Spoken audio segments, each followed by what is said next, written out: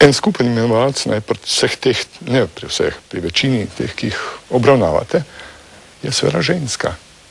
In bom rekel, nesrečna ljubezen ali še kaj drugega in pri Prešernu, in pri Levstiku, pa pri Cankarju in tako naprej. Levstik je bil tudi, bom rekel, strahovito zaljubljen, tisto gospodično Malenškovo. Ja, pa še prej v Zidarjevo tono, ne dve ženski ste bili v njegovem življenju, te vrste se včasih človek slabo počuti, ko brska za nazaj po takih rečeh, ampak kot rečeno, tudi te stvari so po svoje tehtne za razumevanje. Ampak najhujše pri tem je pa, da se na koncu pa današnje gledanje spravi pa nad Prešerna reveža, za katerega je stara Jelovšca trdila v trenutku velike zlobe, seveda, da je takrat, ko je šel z Ano Jelovšco, Naniko, ne Jelovškovo, da je takrat šele izgubil nedolžnost, preprosto rečeno. No, sej banalno pripovedujem, res banalno pripovedujem. Ampak če mi danes govorimo o Prešernu, da je bil babjek, da je bil ne vem kaj ženska in tako naprej, in mu to zamerimo, 100 svetov pravčo. Ta zadeva z Julijo, ne? Kaj je bilo to? Je bila to platonična ljubezen? Kaj je bilo to? Čisto. Obstajajo pričevanja in zelo verjetna ugibanja, da pravzaprav z Julijo v svojem življenju ni spregovoril neposredno nobene besede. Trosile listke, ne, to je spet zanimiva epizoda. Neki France Prešern Zabreški, to je njegov soimenjak iz Breznice gor, in ta je bil precej bogat. On je imel tole gostilno na Mlinem danes na Bledu in tako naprej, in z njim sta uganjala vse mogoče reči, pa s kakšnimi priložnostnimi prijatelji, in sta pred vsakim plesom ali kaj takega sta napisala kup listkov s takšno bolj ali manj zvrkljivo vsebino in tako naprej, in se jih trosla okrog. In tam se je potem tudi v veliki meri oblikovala ta zgodba o Juliji. Drugače pa Julija bila za njega ne projekt, kot jaz pravim, ampak projekcija. Na Julijo je lahko projiciral neke svoje ideje o moči erotike, o tem, kakšna je naloga, kakšna je moč erotike v tem realnem svetu, zlasti pa v slovenskem nacionalnem svetu, takrat v Ljubljani. In on je bil prepričan, tega je po mojem Čop tudi do neke mere v narekovajih zastrupil, da je čista erotika, recimo po starogrško pojmovana, teogonsko pojmovana, pač neka vesoljna energija, ki drži vesolje v redu. In tako je tudi med ljudmi. Če se dva zaljubita med sabo, si ne bosta sovražna. Se bosta izogibala temu, da bi si škodovala, da bi si razsula življenje, da bi se na koncu celo pobila med seboj. Bosta storila vse obratno. To je red je tukaj, nek temeljni red, neka privrženost. In nasproti seveda sovraštvo in kaos, ki pa razsuje vse, kar je na svetu. Težave s seksualnostjo so pa evidentne bile. Jaz ne vem, če seksualnost, jaz bi tukaj bil zelo zadržan. On je imel težave z realizacijo, zdaj to je mečkeno odtenka. Jan kako spravi recimo zanj, da pravzaprav je odklanjal seksualnost, oziroma da je to imel za nekaj, kar ni v redu. Zaradi tega, ker je videl to čisto erotično idejo. Tisti hip, ko bi ta erotična ideja uresničila v obliki spolnosti, seksualnosti, bi prenehala biti ono. To je v bistvu v ozadju vsega tega. Tisti hip, ko bi on z Julijo prišel v bližnji stik, pa da bi mu stara Primčevka, ki je bila seveda bigotna ženska. To je predpostavka, ne? To je predpostavka. Če bi, tisti hip, on je na neki način podzavestno verjetno to vedel, bi se spremenil v nekega filistra, ki nima več kaj početi v poeziji, zrasel bi mu trebuh, ure bi mu tukaj binglale okrog žepa in tako naprej. Ona bi se... Se tisto skušnjo, ki je imel s Klunovo, v bistvu ni nič spremenilo.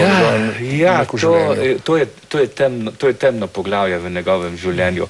Zelo možno je, da sta tam prišla v bližnji stik, vprašanje pa kako daleč in tako naprej. Res je, da je potem ostajala v njem neke vrste slaba vest za to epizodo.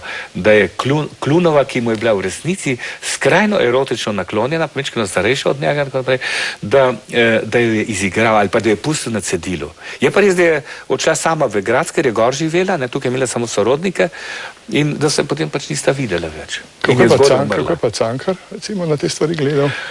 Ja, Cankar, to ima Lojz Krajger, njegov bližnji prijatelj, ima celo monografijo o teh rečeh.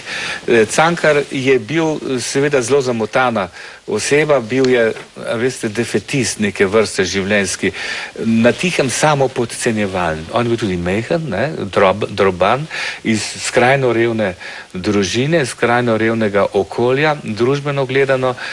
In Lojz Krajger ima neko freudovsko ali kvazi freudovsko teorijo o tem, da je zaradi tega, ker je pogrešal neposredno materinsko ljubezen, mislim, da bom prav zelo posnel celo zadevo, da si je začel malo obnašati kot nedorasel drug, kar se rado zgodi z uremijo, to se pravi z enorezo, s tem, da moči nekontrolirano pač sam sebe in tako naprej, da si s tem poskuša priklicati materinsko ljubezen, ker ga bo nekdo prišel pourediti, pa ga bo previl ali kakorkoli, vse to so znane reči.